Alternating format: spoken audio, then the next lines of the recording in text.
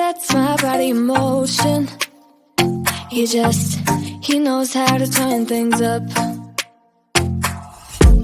And he knows what gets me going. Yeah, like a little text saying, hey, what's up? They look at me, I'm in a bad situation. Look at him, he's got a bad reputation. They be looking at us, thinking we are too much. Look at me, I'm in a bad situation. Look at him, he's got a bad reputation. They be looking at us.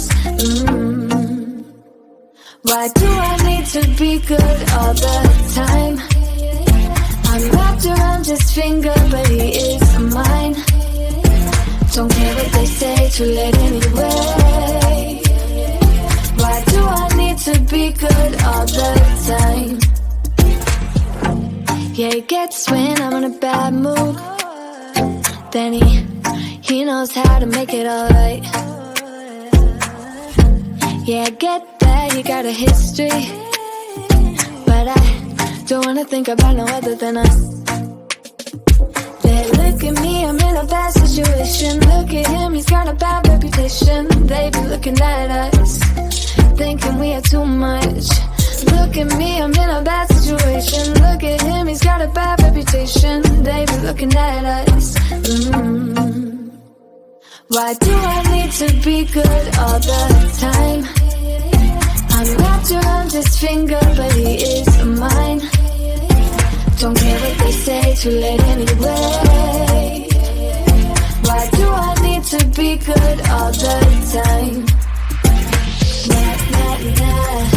No drama, no drama, yeah. Nah, nah, nah. No drama, no drama, yeah, yeah. Nah, nah, nah. No drama, no drama, yeah. Nah, nah, nah. No drama, yeah, yeah. Bad history, but what about it? Yeah, he's got a bad history, but I want him anyway. So look at me, I'm in a bad situation. Look at him, he's got a bad reputation, but what about it? Why do I need to be good all the time? I'm wrapped around his finger, but he is mine. Don't care what they say, too late anyway. Why do I need to be good all the